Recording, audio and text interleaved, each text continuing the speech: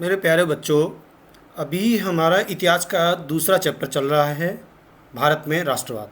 और इसका ये दूसरा लेक्चर है हमारा। और इसमें हम अभी तक जो देख चुके हैं वो था पहला विश्व युद्ध और खिलाफत आंदोलन, सत्याग्रह का विचार, रॉलेट एक्ट, ये हम देख चुके। आज जो हम देखने वाले हैं वो असहयोग आंदोलन से संबंधित सारा बिंदु होगा। असहयोग आंदोलन को आज हम ठीक से समझेंगे। उसमें होगा असहयोग ही क्यों,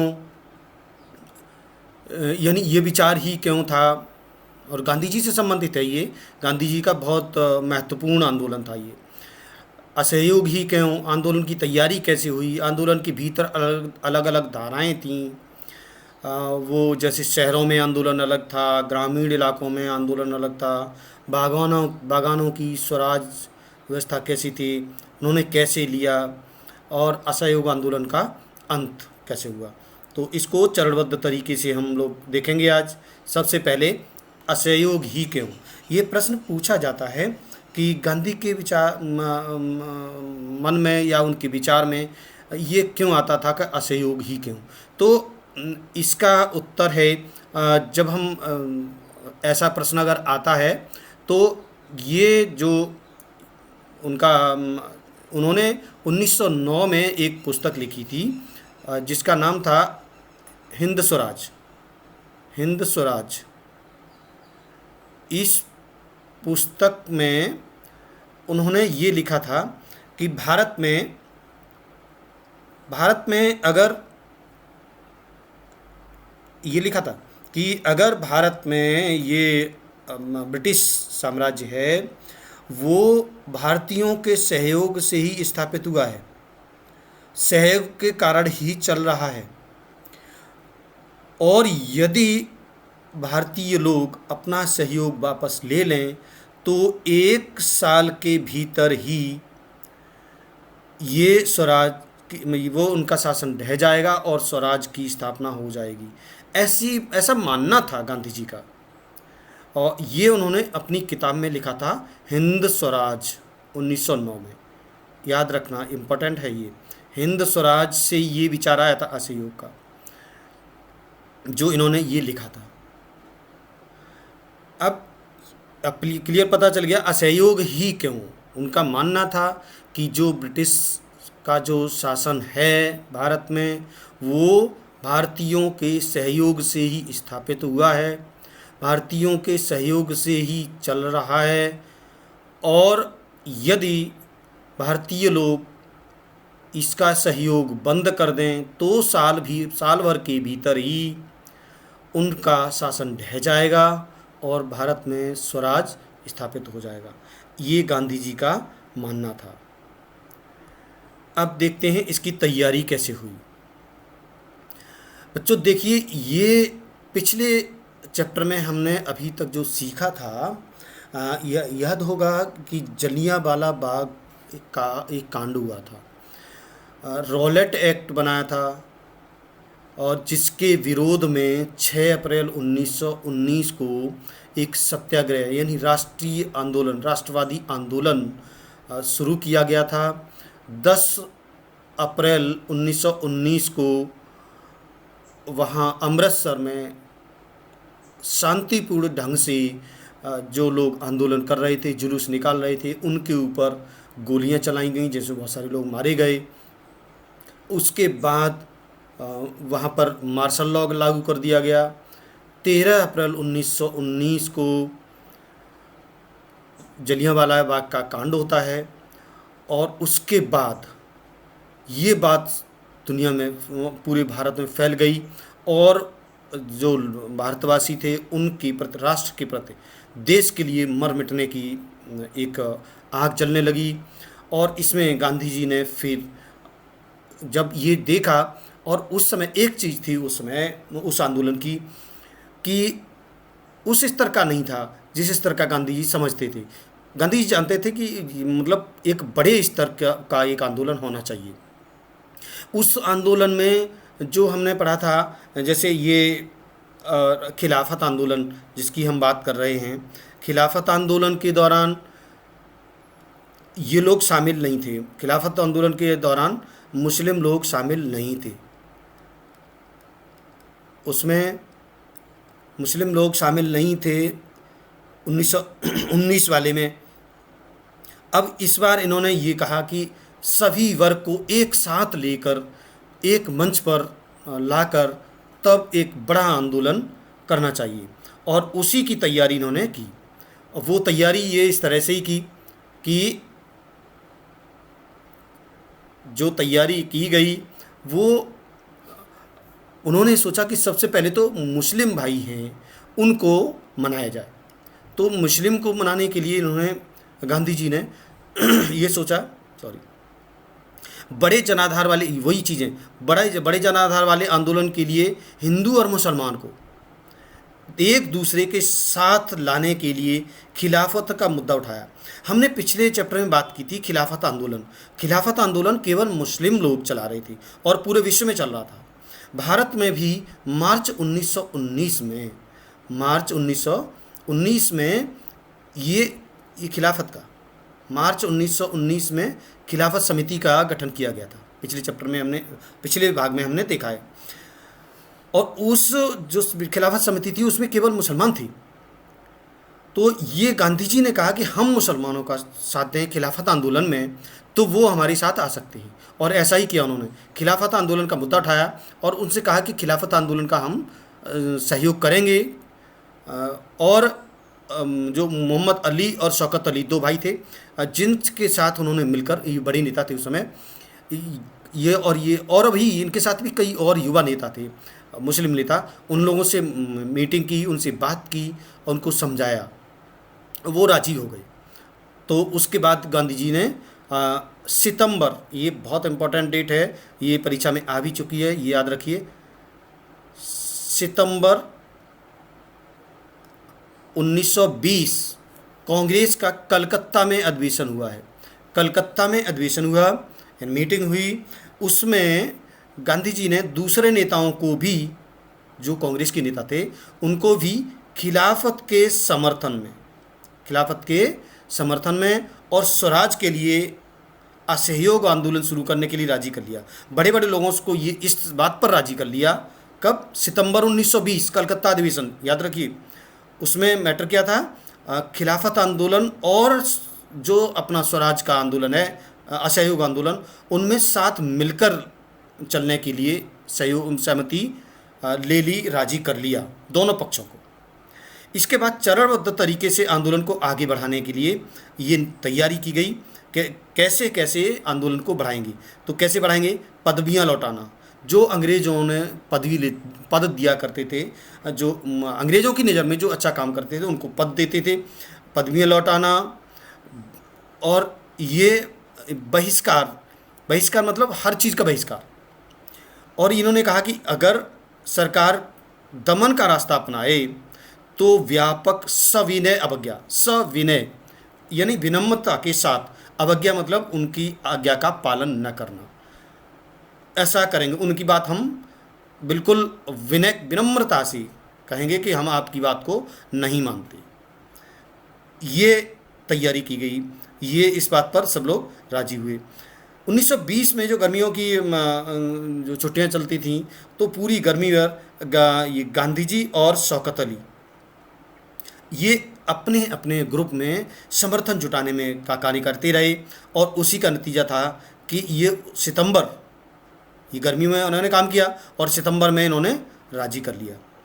इसके बाद आता है नवंबर में विधायी जो केंद्रीय विधान परिषद थे और राज्य विधान परिषदें थी हुआ करती थी प्रांतीय, उनके चुनाव होने वाले थे।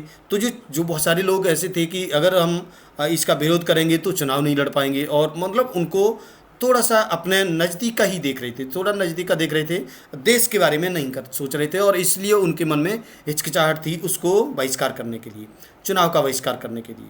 थोड़ा सा स्वार्थ उनके अंदर था, लेकिन वो स्वार्थ भी दूर किया गया। और इनको मना लिया गया। दिसंबर, ये फिर इम्पोर्टेंट डेट है, इसको फिर नोट कर लिए। नोट तो सभी पॉइंट्स करेंगे, इनको हम इम्पोर्टेंट नोट कर लीजिए। हालांकि हम बाद में भी चैप्टर के बाद में महत्वपूर्ण तथ्य आपको संकलित करके देंगे, जिनको आप एक जगह एक शॉर्ट नोट टाइप का नोट कर लीजिएगा। तो ये जो दिसंबर 1920 में जो कांग्रेस का अधिवेशन हुआ, ये हुआ है नागपुर में। नागपुर में जो अधिवेशन हुआ है, देखिए सितंबर में एक हुआ, उसमें क्या हुआ, मुस्लिम और जो मुस्लिम लीग थी, मुसलमानों की पार्टी थी, खिलाफत वाले लोग थे, उनको और कांग्रेस को इकट्ठा लाने का काम हुआ। और जो 1900 जो दिसंबर 1920 में जो अधिवेशन हुआ, उसमें असहयोग का पूरी कार्यक्रम तैयार किया गया, और उस कार्यक्रम पर दोनों पक्ष सारे मिलकर तैयार हुए, असहयोग कार्यक्रम पर सहमति बनी है। तो ये कहानी है। इसके बाद अब असहयोग का आंदोलन का विस्तार कैसे हुआ, ये देखते हैं। देखिए बेटा, ये जो आंदोलन शुरू किया गया 1920 में, कब शुरू किया गया, आंदोलन का आरंभ कब हुआ है,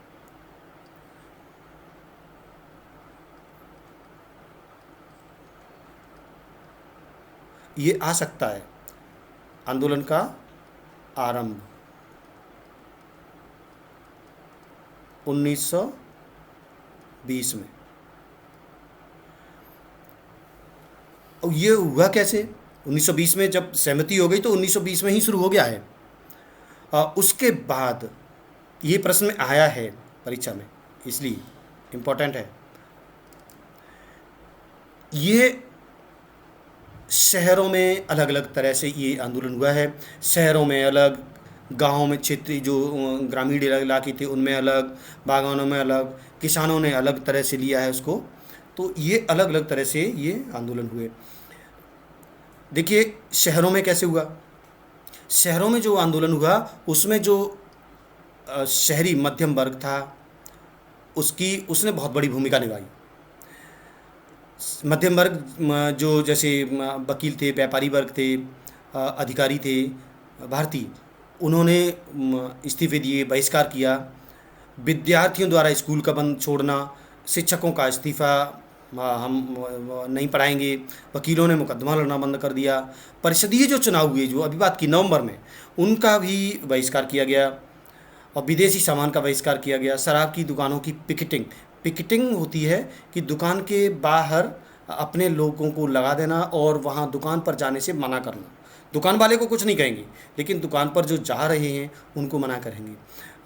इसी तरह से विदेशी जो कपड़े थे, उनकी विदेशी कपड़े और वस्तुओं की होली जलाई गई। इस तरह से शहरों में आंदोलन हुआ, शहर में सब लोग समझते थे और उस तरह से आंदोलन हुआ। और उसका नतीजा ये हुआ कि 1921 और 22 में 1921 और 22 में विदेशी कपड़ों का आयात आधा रह गया। और आधा रह गया, उससे क्या हुआ, भारतीय जो कपड़ा मिलें थी उनका और हथकरघा थे उनका उत्पादन बढ़ गया, क्योंकि इनकी डिमांड भारत में बढ़ गई। लोग अपने स्वदेशी की तरफ लौट आए, जो विदेशी कपड़े थे उनको बहिष्कार करने लगे। तो इस तरह से ये चलने लगा। अब देखिए ग्रामीण इलाके में कैसे हुआ, गाँव में कैसे हुआ। जो ग्रामीण इलाके थे उसमें अलग अलग तरह से था। देखिए अवध जो पूर्वी उत्तर प्रदेश का पूर्वी इलाका है, इसमें फिजी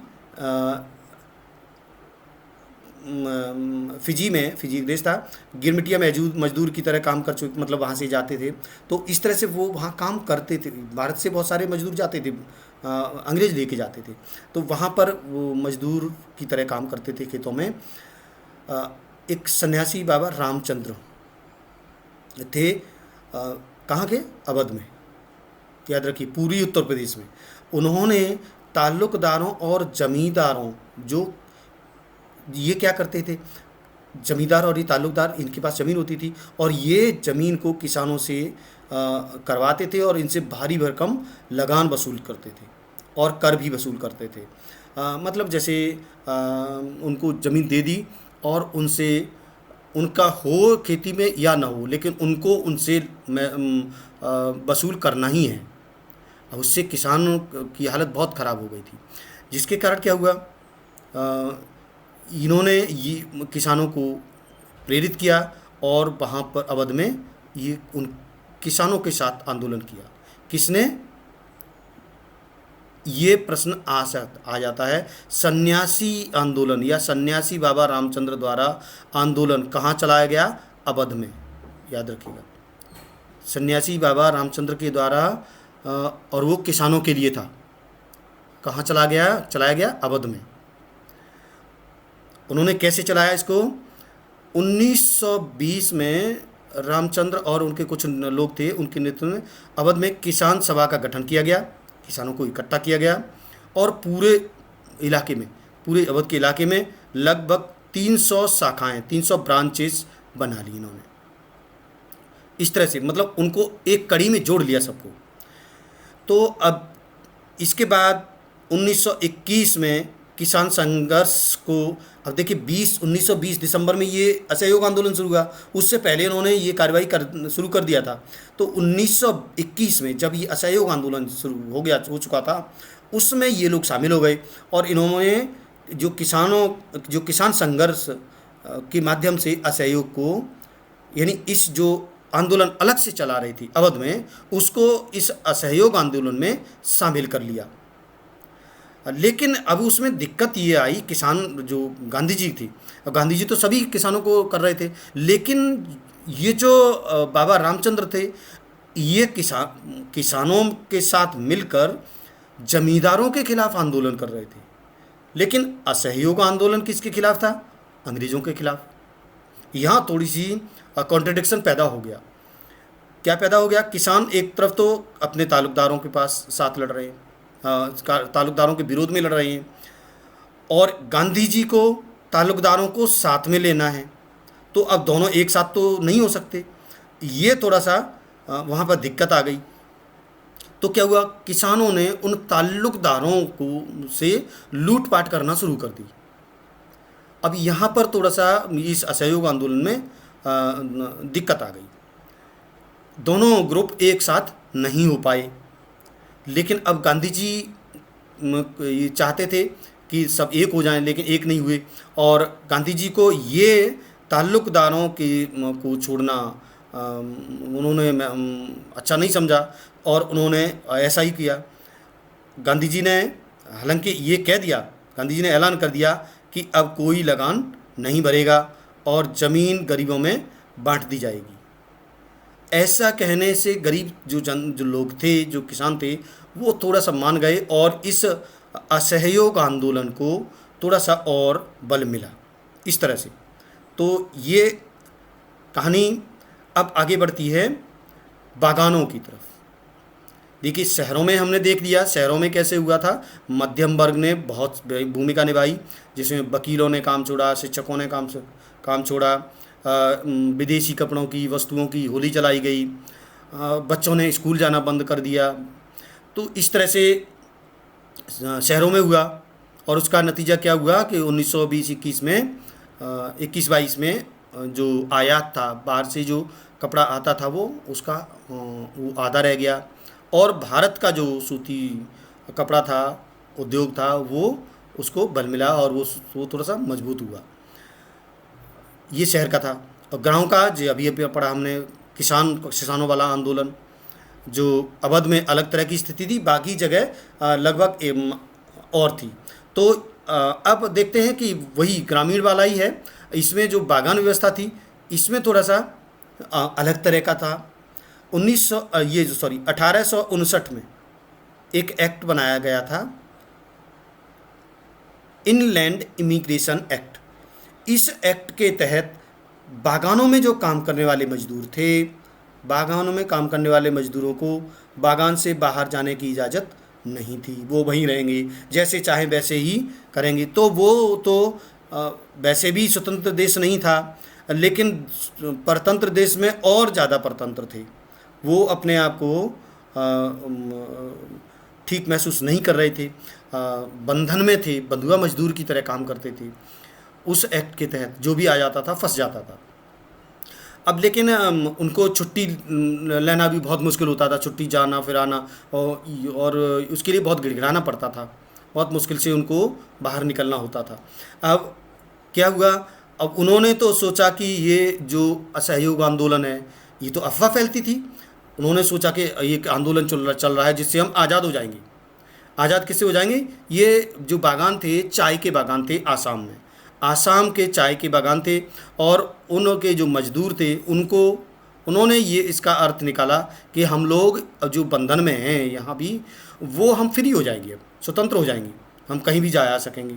और इसी के कारण उन्होंने क्या किया, मजदूर जो थे वो बागान छोड़कर घर को चल दिए, अपना बोरिया बिस्तरा बांध के घर को चल दिए। रेलवे और स्टीमरों की भी हड़ताल थी, जिसके कारण वो कहीं बाहर जा नहीं पाए और रास्ते में ही फंस गए, जिनको पकड़ लिया गया। और इस तरह से इनको इस तरह से आसाम में या बागानों में इस तरह से अलग अलग तरह से आंदोलन हुआ। ये हमने देखा कि आंदोलन की स्थिति कैसी थी। तो अब आंदोलन तो बहुत तेज़ी से चल रहा है, लेकिन स्थिति अलग अलग है, अलग अलग तरह से आंदोलन हो रहा है।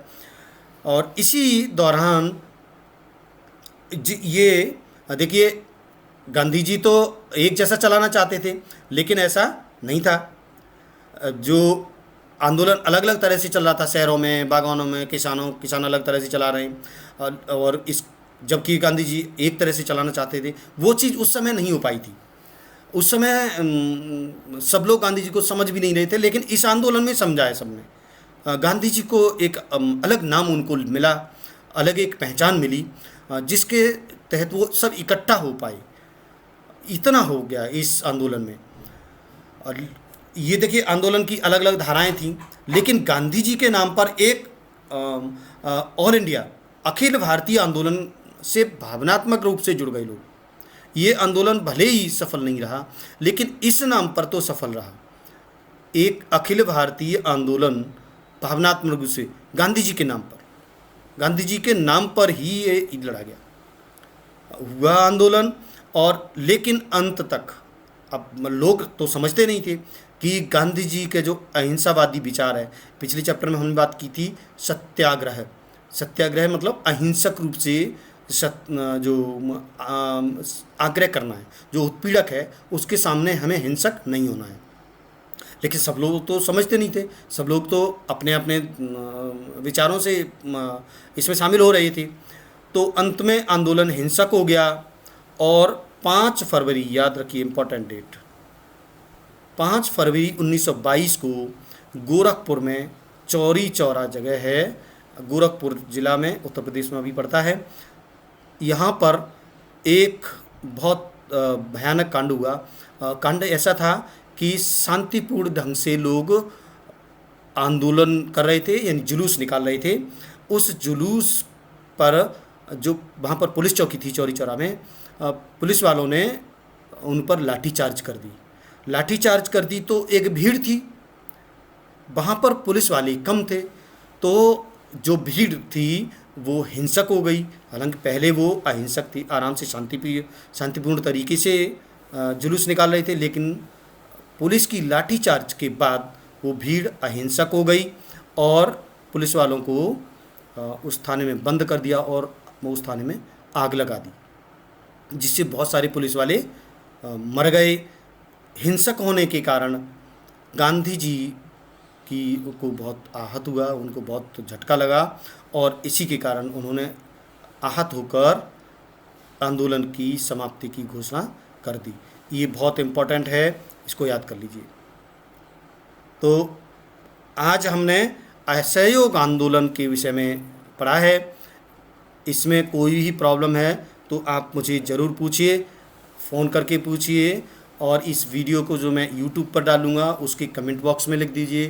कोई भी प्रॉब्लम है, अच्छा लगा तो लिख दीजिए, और कोई समस्या है, कोई चीज़ समझ में नहीं आई है तो भी लिख दीजिए, ताकि मैं अगले वीडियो में उसको शामिल कर लूँगा। तो आज जो हमने सीखा है उसको ध्यान से नोट कर लीजिए पॉइंट्स। अगले वीडियो में फिर मिलते हैं, तब तक के लिए धन्यवाद।